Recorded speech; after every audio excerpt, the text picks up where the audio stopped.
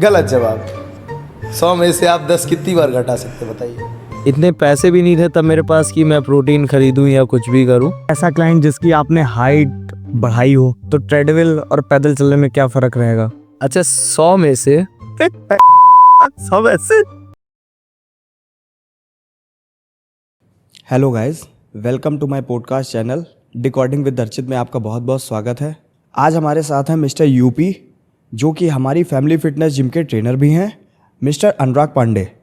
Hello अनुराग sir. Hello sir, आपका बहुत बहुत स्वागत है हमारे चैनल डिकॉर्डिंग विद अर्चित में। जैसा कि हमें तो आपकी सारी अचीवमेंट के बारे में पता ही है, लेकिन आप हमारी ऑडियंस को भी अपनी अचीवमेंट के बारे में बताइए, और अगर उस मुकाम तक और किसी को भी पहुंचना है तो वो कैसे पहुंचे। साफ सिंपल सा आंसर है, सिर्फ और सिर्फ मेहनत करके। जैसे कि मैं आपको स्टार्टिंग से बताऊं, जब मैं जिम स्टार्ट किया था तो मैंने कभी जिंदगी में नहीं सोचा था कि मैं mister Shahpur, mister UP, mister north India कभी खेल भी पाऊंगा, क्योंकि ये कोई गोल ही नहीं था। फिर करते करते मुझे अच्छा लगा, मैं ट्रेनर बना। ट्रेनर से पहले मैं मिस्टर शाहपुर बना। तो उसके लिए क्या करना पड़ता है, पहले तो आपको डाइट का बहुत ध्यान रखना पड़ता है, और फैट लॉस करते करते मेरी कम मसल लॉस हो जाती, मुझे पता ही नहीं था, इतनी अच्छी गाइडेंस ही नहीं थी तब क्योंकि मैं सर्टिफाइड ट्रेनर भी नहीं था, कोर्स भी नहीं किया था, तो इतने पैसे भी नहीं थे तब मेरे पास कि मैं प्रोटीन खरीदूं या कुछ भी करूं। बट तब मैंने, ट्रेनर तो था ही, बट खुद के थोड़े बहुत जो भी मुझे तब उस टाइम पे सैलरी मिलती थी उसका मैंने एक प्रोटीन लिया, और फिर मैंने अपनी डाइट पे खर्चा करना स्टार्ट किया। फिर कंपटीशन की बारी आई तो हमारे कुछ अपनों ने हमसे कहा कि अरे तुम्हारी फिजिक बहुत अच्छी है, मेरी जिम में आ जाओ, मैं तुम्हें ट्रेनिंग दूंगा, मैं तुम्हें फर्स्ट लाऊंगा, कुछ नहीं करना है तुम्हें, बस तैयारी मेरे साथ करनी है, नाम तुम्हारा होगा। और मैंने तब बोला भी था कि कुछ इसकी फीस ही है क्या, तो उन्होंने बोला नहीं नहीं इसकी कोई फीस नहीं है। तो जब मैं उनके पास गया, मैंने ट्रेनिंग ली, मुश्किल से 2 दिन हुए होंगे, तो उन्होंने तुरंत बोल दिया कि अनुराग कैसी लगी ट्रेनिंग। मैंने कहा बहुत बढ़िया। कह रहा लगे कि ऐसे तुम सेकेंड ही आ पाओगे, फर्स्ट आना चाहते हो क्या? मैंने कहा बिल्कुल आना चाहता हूँ भैया। तो उन्होंने बोला उसके लिए तुम्हें पर्सनल ट्रेनिंग लेनी पड़ेगी। मेरे पास उतने पैसे नहीं थे, मैंने बात रखी भी थी, मैंने कहा था भैया अभी तो पैसे नहीं है, फिलहाल जब मेरे पास पैसे हो जाएंगे तब मैं आपसे पर्सनल ट्रेनिंग ले लूँगा, और अभी तो फिलहाल आप ऐसे भैया बता दो, उसके बाद में मैं आपको पैसे दे दूंगा। लेकिन उन्होंने कहा कि एडवांस में ही होता है, बाकी उनकी बातें। पहले तो कह रहे थे कि भाई आ जाओ, छोटे भाई समान हो तुम मेरे, करा देंगे। फिर उसके बाद यूं ऐसी बात अचानक से, या तो वो बताए होते तो मैं उनके पास जाता ही नहीं। तो किसी का सपोर्ट नहीं था, लेकिन घर वालों का सपोर्ट था। सबसे ज़रूरी पेरेंट्स होते हैं, पेरेंट्स का सपोर्ट होता है, आशीर्वाद जब उनका होता है तो हर चीज़ अचीव हो जाती है।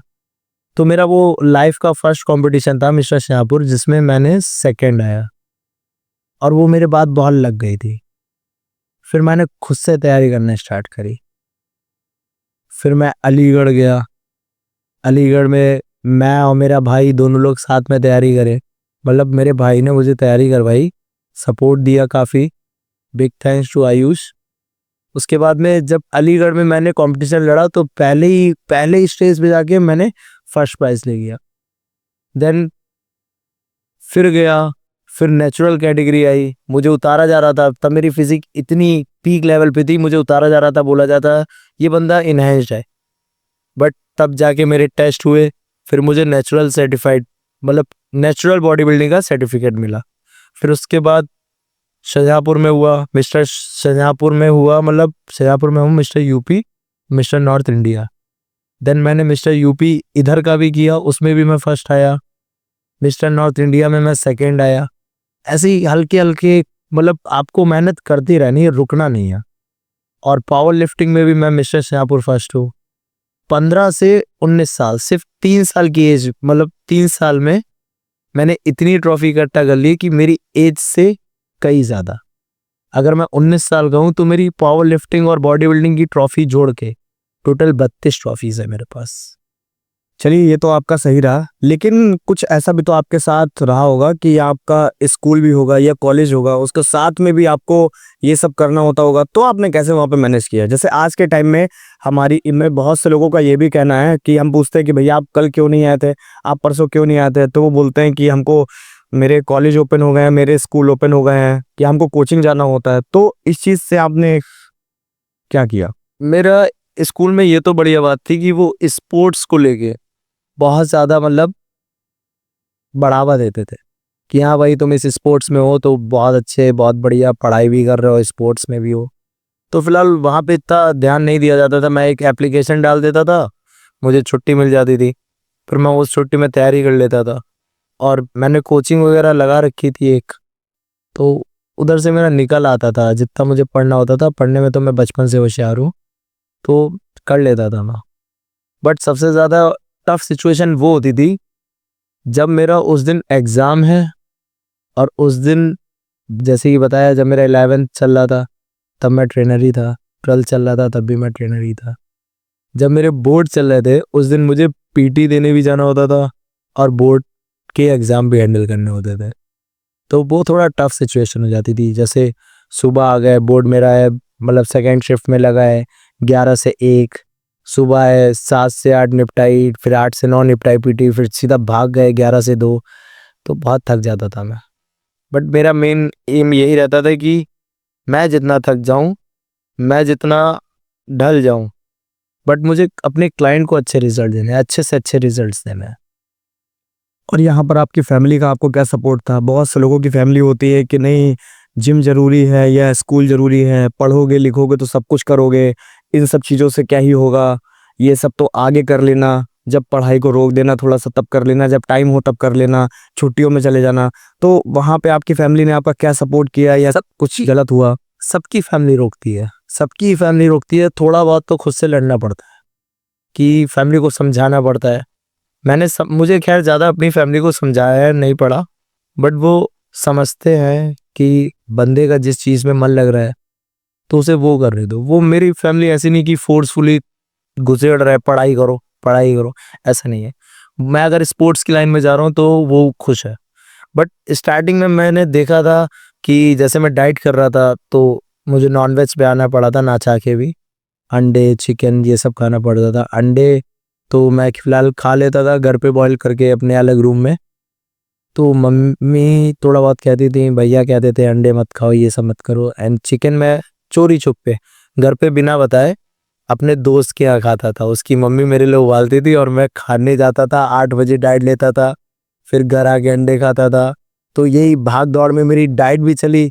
मेरा 3 दिन पानी बंद रहा, फिर उसके बीच में भाग दौड़ रही, मतलब समझ भी नहीं सकते हो। मेरा नमक बंद था, फिर उसके बाद मुझे इस घर से उस घर डाइट लेने जाने पड़ा। लेकिन जब मैंने घर पे आके ट्रॉफी दिखाई, सब अलग हो गया।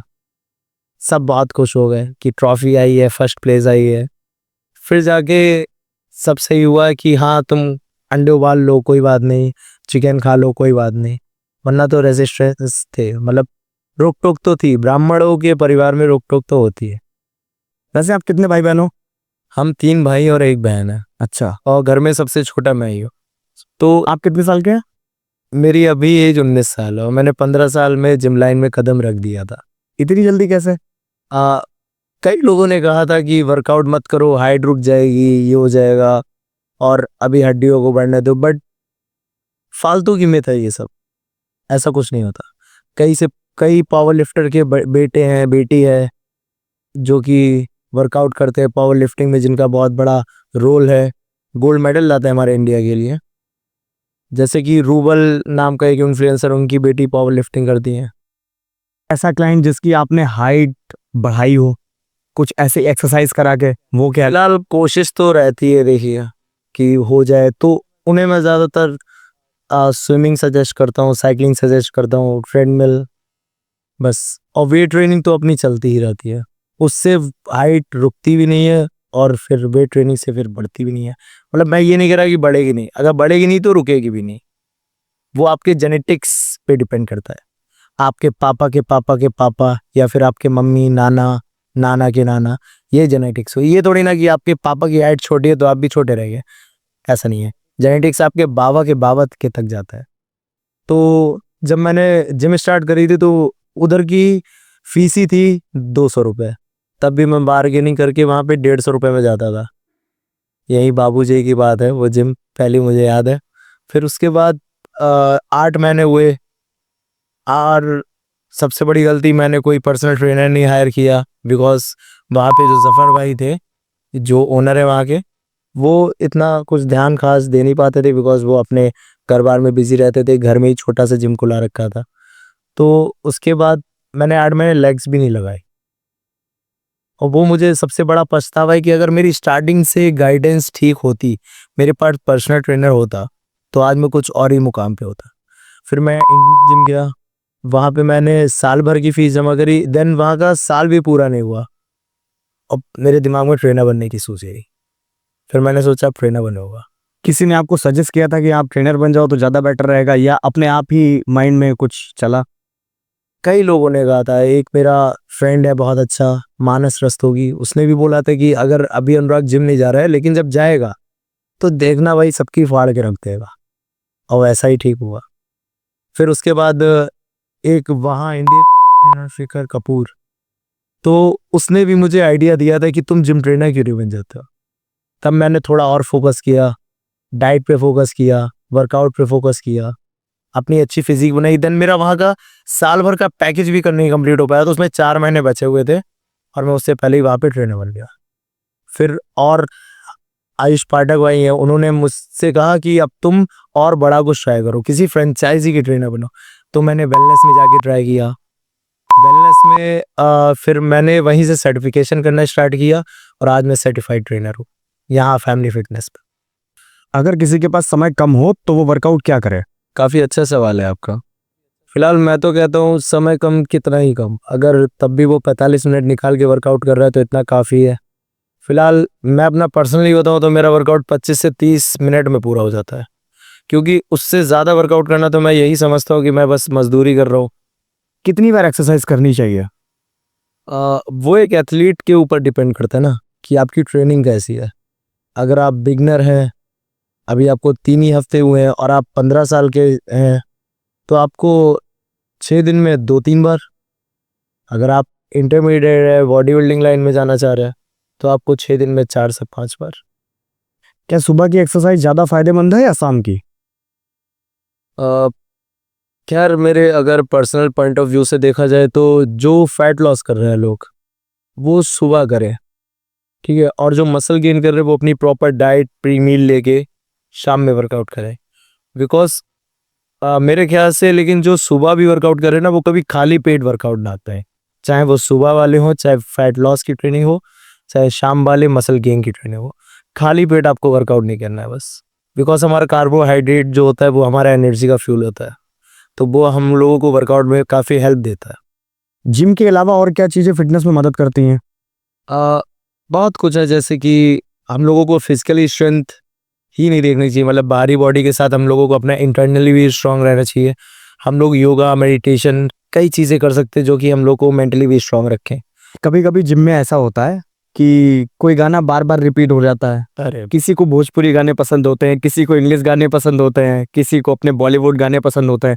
तो कभी कुछ ऐसा हुआ हो कि आपके टाइम में कि बार बार वही गाना बज रहा है, बार बार वही गाना बज रहा है और दिमाग खराब हो जाता है, तो वो ऐसा गाना कौन सा होता है? क्या मन करता है उस गाने को सुनने के बाद में आपका? मेरा तो यही मन करता है कि जब फीमेल टाइमिंग होती है और कोई भी क्लाइंट अगर कोई गाली वाला गाना बजा दे, सीधा यही मन करता है उसकी मेंबरशिप कैंसिल करो, भगा दो। बट वही है, भैया सॉरी करके मान जाता हूँ मैं भी। फिर भी वो कौन सा गाना होता है जो... अरे भाई ये मत पूछो। नहीं, वैसे बता सकते हैं आप, ऐसी कोई दिक्कत नहीं है कि अच्छा आपका फेवरेट सॉन्ग, चलो वो गाना तो हटा देते हैं कि जो नहीं पसंद आता है, बार बार बजता है तो दिमाग खराब हो जाता है। फिर भी आपका अच्छा फेवरेट सॉन्ग कौन सा है जो आप जिम में बार बार सुनना चाहते हो?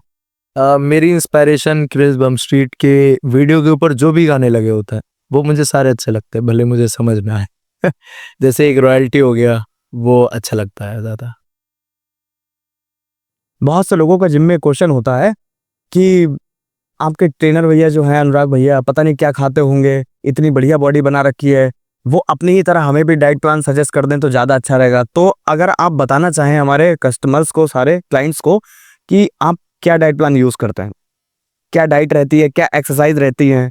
फिलहाल अगर वो ये सोच रहे हैं कि अनुराग भैया की तरह खा लेंगे 1-2 महीने तो अनुराग भैया की तरह हो जाएंगे, ऐसा तो इम्पॉसिबल है। हर किसी का बॉडी टाइप अलग है, हर किसी का न्यूट्रिशन गोल अलग है, हर किसी का वेट अलग है, BMI अलग है।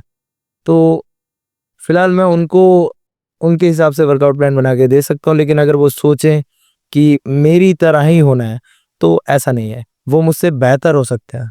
स्टार्टिंग में जैसे कि मैंने आपको बताया 8 महीने तो मैंने डाइट ही नहीं करी, उसके बाद मुझे होश आया कि डाइट में बहुत से लोग कहते हैं कि नहीं, प्रोटीन लेना ज़्यादा बेटर रहेगा, या प्रोटीन, जो भी चीज़ें प्रोटीन से रिलेटेड हैं, जैसे BCAA हो गया, क्रेटीन हो गया, बहुत से लोगों के पास पैसे नहीं होते तो वो पूछते हैं क्या हम डाइट से ही नहीं सब कुछ वर्कआउट कर सकते हैं क्या? पहले अपनी नेचुरल देखिए कि आप नेचुरल अपना प्रोटीन, मतलब वो भी प्रोटीन नेचुरली होता है, लेकिन अपनी डाइट से प्रोटीन गोल अगर नहीं कंप्लीट हो रहा है तो फिर आप चाहें तो अलग से प्रोटीन ले लें, क्योंकि प्रोटीन कोई बुरी चीज़ नहीं है ना। प्रोटीन आपकी हेल्थ अच्छी लगता है, बालों की, आँखों में भी बहुत फ़ायदा करता है, आपकी बोन डेंसिटी पे भी बहुत फ़ायदा करता है। प्रोटीन सिर्फ मसल रिकवरी के लिए नहीं है, प्रोटीन ओवरऑल स्ट्रेंथ के लिए, ओवरऑल बॉडी के लिए। प्रोटीन के कई ब्रांड्स आते हैं, तो ये क्या अलग अलग होते हैं क्या? सब में प्रोटीन की मात्रा या कुछ साइड इफेक्ट भी होते हैं? कह सकते हैं साइड इफेक्ट की तो नहीं कहेंगे, खैर जो बढ़िया कंपनी के प्रोटीन्स है उनका तो साइड इफेक्ट मैंने भी कई यूज़ किए हैं, बट मैं यही सजेस्ट करूँगा कि अगर आपका ट्रेनर जिससे आप ट्रेनिंग ले रहे हैं वो जो आपको सजेस्ट करे वो आप आंख बंद करके लेगा, बिकॉज आपका गुरु कभी आपको गलत नहीं बताएगा। सचिन तेंदुलकर का जो गुरु था वो सचिन से ज़्यादा अच्छा शॉट थोड़ी मारता होगा, या फिर रॉनी कॉलमैन का जो कोच था वो मिस्टर ओलंपिया था, नहीं ना। या फिर मिल्खा सिंह का कोच मिल्खा सिंह से ज़्यादा तेज थोड़ी भाग के गोल ले आया, किया तो उनके क्लाइंट्स नहीं ना, तो करेंगे तो हमारे क्लाइंट। वही है, बस अपनी कोच की बात सुनो, कोच आपको अपने से आगे तक पहुंचा देगा। बहुत से क्लाइंट्स का ये कहना होता है कि ट्रेनर हमसे बोलते हैं कि पीटी ले लो, पीटी ले लो, पीटी ले लो। तो ऐसा होता है अगर हम पीटी लेते हैं तो वो हमें ज़्यादा बताते हैं, और अगर हम पीटी नहीं लेते तो हमारे मन में एक ये भी बात रहती है कि हमें पता नहीं बताएंगे नहीं बताएंगे। तो इसके लिए क्लाइंट्स को क्या बताना चाहेंगे आप? ऐसा तो नहीं है, फिलहाल मैं जनरल क्लाइंट्स को भी काफ़ी अच्छे से देखता हूँ, जैसे कि आपने देखा होगा। अगर मेरी पर्सनल ट्रेनिंग भी चल रही है और उस बीच कोई क्लाइंट आता है कहता है भाई मेरा फैट लॉस होना है, मुझे डाइट प्लान दे दो, यहाँ तक इस जिम का अभी तक का रिकॉर्ड है फैमिली फिटनेस का, मैंने किसी भी क्लाइंट से डाइट प्लान के रुपए नहीं लिए, जबकि मैं न्यूट्रिशियन सर्टिफाइड हूँ, मैंने कोर्स किया बाकायदा, लेकिन मैंने आज तक किसी से रुपए नहीं लिए, क्योंकि ये तो बहुत छोटी छोटी बात है। अब पीटी की बात ले लेते हैं, पर्सनल ट्रेनिंग में एक ये हो जाता है कि वो बिल्कुल फिर पर्सनली हो जाता है। मैं जो आपको डाइट दे रहा हूँ आप खा रहे हो, मुझे फोटो क्लिक करके उसकी भेज रहे हो, और वो मेरा बना डाइट प्लान है, इसका मतलब आपके रिजल्ट इसलिए जल्दी आ रहे हैं क्योंकि आप डाइट पे फोकस दे रहे हो। अब भाई आप पीटी नहीं लेते तो इसलिए रिजल्ट आपके स्लो आते हैं, क्योंकि आप या तो डाइट नहीं कर रहे हैं या तो आप वर्कआउट में कमी कर रहे हैं। अब जैसे कि किसी को मारना है 10 किलो, ठीक है, उसकी पोटेंशियल है कि वो 15 मार सकता है, बट वो खुद को पुश नहीं कर पा रहा है, वो खुद में डिमोटिवेट है कि यार 10 का उठा रहा हूँ 1-1.5 महीने से, काश मैं पीटी ले लूँ। ऐसा नहीं, अब हमारा क्या काम होता है, हमें उसकी स्ट्रेंथ पता होती है, हमें पता है कि तू कितना कर सकता है, तो हम और उसे पुश करते हैं। ट्रेनर का काम यही नहीं होता कि भाई पैसे लूट लो, उस हिसाब से मैं रिजल्ट भी देता हूँ। कई ट्रेनर रिजल्ट देते हैं, गोल अचीव करवाते हैं, स्ट्रेंथ बढ़वाते हैं, क्योंकि उतना तुम नहीं कर पाओगे जितना तुम्हारा ट्रेनर तुमसे करवा देगा। एग्जाम्पल मैंने आपको मिल्खा सिंह, रॉनी कॉलमैन और सचिन तेंदुलकर का तो दिया ही था।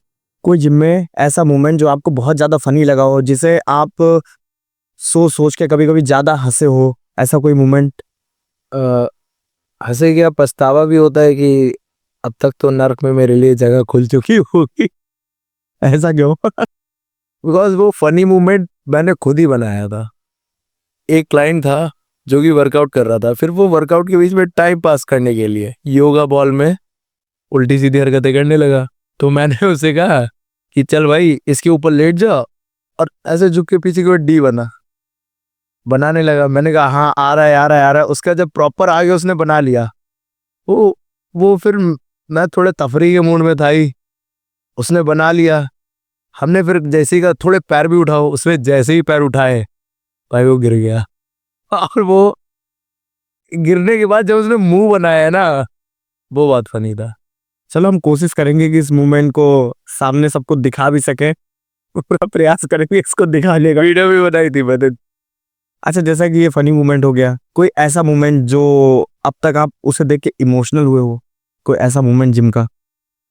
अभी तक इमोशनल वाला मूवमेंट तो हाँ कह सकते हैं, वो थोड़ा फाइनेंशियल को भी लेके है कि मैंने सुबह पीटी की बात करी थी एक क्लाइंट से। वैसे मैं लेट आता हूँ बट मैंने करी थी शाम में, वो सुबह। तो मैंने उससे पर्सनल ट्रेनिंग की बात करी तो उसने कहा सर आप ऐसा करिए, मुझे 3-4 दिन बता दीजिए, 4 दिन में मैं आपको सोच के बताता हूँ। तो नया नया क्लाइंट था भाई, मैंने उसको 4 दिन बताया। चौथे दिन क्या हुआ, उसका फ़ोन स्विच ऑफ आने लगा। फिर मैंने गौर किया वो ब्लॉक है, मतलब मैं ब्लॉक, उसने मुझे ब्लॉक कर दिया। तो ना तो वो मेंबरशिप लेके गया ना वो पीटी लेके गया, और 4 दिन वर्कआउट करके गया वो अलग भाई। जिम में सबसे ज्यादा पूछे जाने वाले सवाल कौन से होते हैं?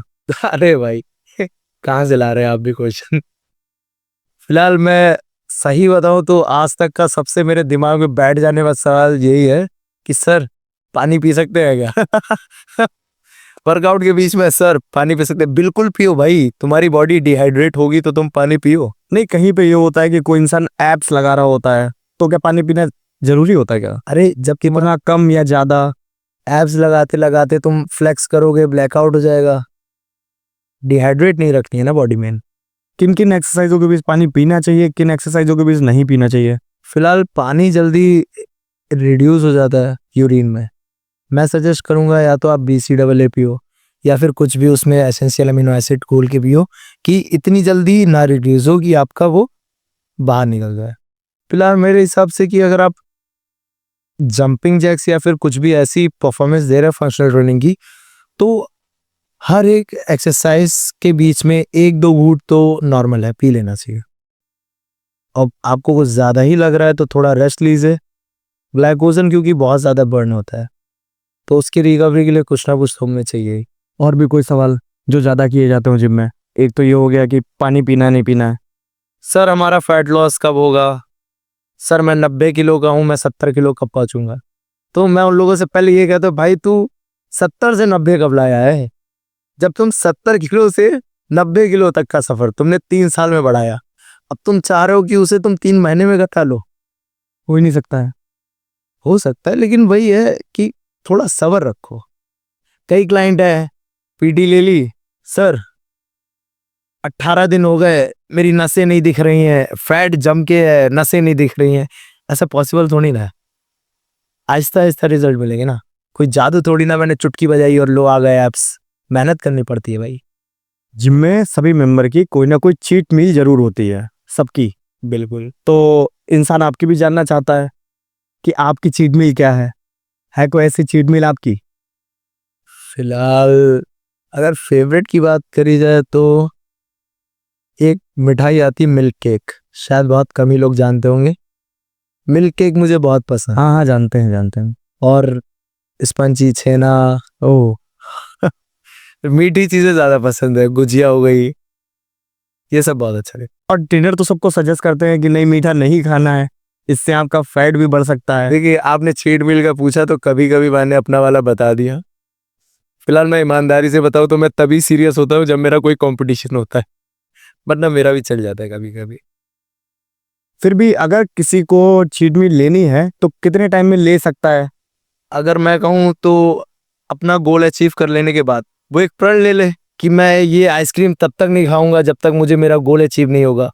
उसके बाद और ज़्यादा उसका ध्यान बढ़ेगा ना उसकी तरफ। पर ज्यादातर लोग तो संडे को ही चीट मील ले लेते हैं। सबने रूल बना रखे अपने अपने। वो तो सोचते हैं कि संडे है, आज छुट्टी है, चलो आज खा लेंगे, मंडे को थोड़ा वर्कआउट और एक्स्ट्रा कर लेंगे। ये तो और उल्टी बात होगी ना, संडे है, कुछ किया नहीं, कार्डियो किया नहीं, फंक्शनल किया नहीं, वर्कआउट किया नहीं, तुमने चीट मील ले ली। इससे अच्छा मंडे खा लो भाई, कार्डियो तो कर रोज दिन। बहुत से लोग होते हैं जिम आते हैं और मेंबरशिप देते हैं और ज़्यादा से ज़्यादा 4-5 दिन जिम करते हैं और छोड़ देते हैं जिम। कहीं पे ऐसा नहीं लगता है कि वो हार गए हैं? ऐसे लोगों के लिए आप क्या कहना चाहोगे? एक बार बैठ के बात करने दो, उन्हें ज़िंदगी में कभी नहीं ऐसा फील कराऊंगे कि वो हार गए हैं। कई लोग सोचते हैं कि यार मैं जिम गया, बताओ मुझसे खाली रॉड नहीं उठी। तुम्हारी तो जिम में फैमिली फिटनेस में 20 किलो की रॉड है, हमारी जिम में तो 10 किलो की थी, वो मुझसे नहीं उठती थी। तो मैंने हार तो नहीं मानी ना। आज मैं मिस्टर नॉर्थ इंडिया हूँ, 2nd place, mister Shahpur 1st place, mister Uttar Pradesh 1st place UP. तो अगर मैं भी ऐसे हार मान जाता तो क्या आज मेरी एज से ज़्यादा मेरे पास मेरी ट्रॉफीज है। बहुत से लोग ऐसे होते हैं जिनकी एज ज़्यादा हो जाती है और उनको ये लगता है कि जिम जाना ज़्यादा फायदेमंद नहीं है और हम योगा कर लें तो वो ज़्यादा हमारे लिए प्रॉफिटेबल होगा। तो उनके लिए क्या काम कहना चाहोगे? क्या जिम ज़्यादा फायदेमंद है या योगा? मेरी स्टडी के हिसाब से मैं आपको बताऊं तो जैसे कि अगर जो बूढ़े लोग होते हैं तो उनकी कितनी एज? बूढ़े मतलब कितनी एज? मतलब यही 70, 65, 75, 80 तक, तो उनकी मोबिलिटी, फ्लेक्सिबिलिटी, बैलेंस सब कुछ जा चुका होता है। तो उस चीज़ को लेके जिम ज़रूरी है। मसल एंड स्ट्रेंथनिंग करेंगे तो आपकी मसल में स्ट्रेंथ आएगी, जिससे आपके मसल सपोर्टिव होगी तो घुटनों में दर्द नहीं होगा। आप आर्नोल्ड को देख लो, कितनी ज़्यादा एज है उनकी, बट अभी भी वो एकदम फिट लगते हैं। तो मैं तो यही कहूँगा कि जिम तो सबके लिए ज़रूरी है, बिकॉज जब आप जिम ज्वाइन करते हैं तो आप डाइट भी मेंटेन करते हैं और डाइट आपका फैट भी नहीं बढ़ने देगा। तो ये सब थायराइड, शुगर, ये सब होता तो डाइट की डिफिशियंसी से है। फिलहाल उन लोगों को, बुजुर्ग लोगों को अपनी उनकी अलग ट्रेनिंग होती है। ज़रूरी नहीं है हर कोई आ रहा है जिम में वेट लगा रहा है, डेडलिफ्ट मार रहा है, पुशअप मार रहा है, नहीं, उनकी अलग ट्रेनिंग होती है। उनकी ज़्यादातर मैं कीगल एक्सरसाइजेस करवाता हूँ, बैलेंस वाली कराता हूँ, बोजू बॉल से एक्सरसाइज करवाता हूँ। बोजू बॉल लाइक बैलेंसिंग एक बॉल होती है उस पर, तो उनकी अलग ट्रेनिंग चलती है, डिपेंड करती है उनके कि कितना उनका साइकिल चला था पहले वर्कआउट का, कितना उनने किया है, कितना वो कर सकते हैं, कितना स्ट्रेंथ है, कोई कमी तो नहीं है, अस्थमा, बहुत सी बीमारी होती है, उन सबको देख रेख के मैं उन्हें वर्कआउट या एक्सरसाइज करवाता हूँ। एंड थोड़ा बहुत योगा, जैसे कि हमारी जिम में हर सैटरडे एक्टिविटी होती है तो उसमें मैं योगा, स्ट्रेचिंग, हर चीज़ करवाता हूँ। बुजुर्गों आते हैं हमारी जिम में, एक अंकल आते हैं 59 एज है उनकी, वो आते हैं। काफ़ी लोगों का कहना ये भी है कि अगर हम ट्रेडमिल पे चलेंगे इससे अच्छा हम कहीं पे रनिंग कर ले या पैदल चल लें, वो ज़्यादा बेटर रहेगा ट्रेडमिल को देखते हुए। तो ट्रेडमिल और पैदल चलने में क्या फ़र्क रहेगा? फिलहाल जैसे कि देखा जाए पैदल चलना ज़्यादा सही है, बट हम लोगों ने ये महंगी महंगी मशीनें रख रखी है, वो आपका कैलोरीज भी बता देगा, हार्ट रेट भी बता देगा, प्लस आप वहीं के वहीं मुश्किल से 10 मीटर भी नहीं होगा, 6 फीट की मशीन पे आप 2-3 किलोमीटर चल रहे हो।